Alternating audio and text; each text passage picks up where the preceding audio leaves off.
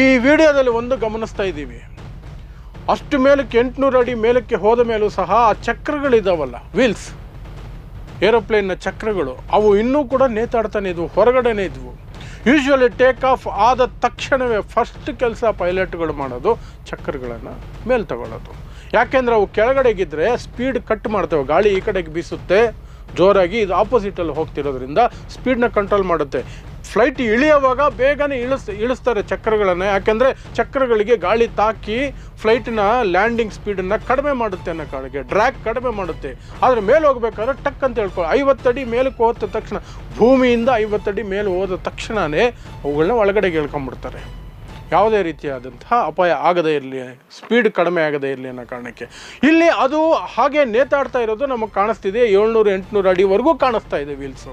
ಹಾಗಾದರೆ ವೀಲ್ಗಳು jam ಆಗಿದ್ವಾ, wheel ಮೇಲೆ ಎಳ್ಕೊಳ್ಳೋಕೆ ಸಾಧ್ಯ ಆಗಲಿಲ್ವಾ? ಆ ಕಾರಣಕ್ಕೇ ಪವರ್ ಸಾಲದೆ ಅದು ಬಿದ್ದು ಹೋಯ್ತಾ? ಸ್ಪೀಡ್ ಸಾಲದೇ ಟೇಕ್ ಆಫ್ ಟೈಮಲ್ಲಿ ಒಂದು ಮ್ಯಾಕ್ಸಿಮಮ್ ಸ್ಪೀಡ್ ಅಂತ ಇರುತ್ತೆ, ಆ ಸ್ಪೀಡಲ್ಲಿ ಇಲ್ಲದೆ ಹೋದರೆ ಮೇಲಕ್ಕೆ ಹೋಗೋಕ್ಕೆ ಸಾಧ್ಯ ಆಗಲ್ಲ, ಮತ್ತೆ ಕೆಳಗಡೆ ಬಂದು ಬಿದ್ದುಬಿಡುತ್ತೆ. ಅದು ಆಯಿತಾ?